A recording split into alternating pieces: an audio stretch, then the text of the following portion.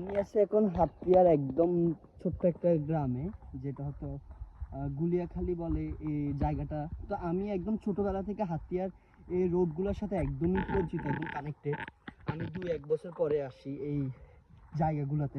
তো যেহেতু আমার নানা বাড়ি, তো ওই হিসাবে আমি একটু আসি, এগুলা দেখি। তো ছোটবেলা থেকে দেখি যে এই সড়কগুলো, এই রাস্তাগুলো একদমই ভাঙা।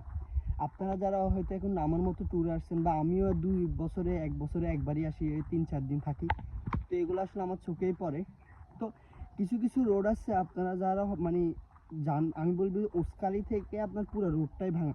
হয়তো এখানে এখন কাজ চলতেছে, কিন্তু আগে একদমই ভাঙা ছিল, যার কারণে মানুষের চলাচলের এত বেশি সমস্যা হতো যেটা বলার বাইরে। বাট এখনও অনেকটা পথই ভাঙা, যেটা কাজ চলতেছে। আমি মনে করি যেটা আরও আর্লি কাজ চলুক, যাতে মানুষ স্বস্তিতে ভ্রমণ করতে পারে। যেহেতু এখন একটা দ্বীপ, এই দ্বীপে এখন ফেরি দিছে, ফেরির কারণে মানুষ আরও বেশি ঘুরতে পারতেছে।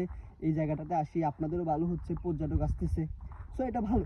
বাট আমার কাছে মনে হয় যে হাতিয়ার আরও যেগুলো ছোট ছোট সড়ক পথ আছে, ওগুলোর কাজগুলো একদম আর্লি করা উচিত, কেননা এখানের মানুষের খুব ভোগান্তি হচ্ছে। আপনারা যারা হয়তো এখানে আছেন বা দেখতেছেন, এগুলা আমি মনে করি যে এখন বর্তমান যে রানিং এমপি হয়তো অনেক থেকে শুনতেছি উনি ভালো কাজ করতেছে, বাট আমি মনে করি যে আপনি মেন রোডের কাজ ধরছেন, বাট ভিতরের রোডগুলোর একটু কাজ ধরেন, কারণ এখানে মানুষের অনেক বেশি চরম ভোগান্তি হচ্ছে। দেন এই রোডগুলো ভাঙা থাকার কারণে আপনার হচ্ছে যে অতিরিক্ত দাম চাইতেছে। মনে করেন এখান থেকে এখানে যাইতে আপনার 50 টাকা ভাড়া নিতেছে,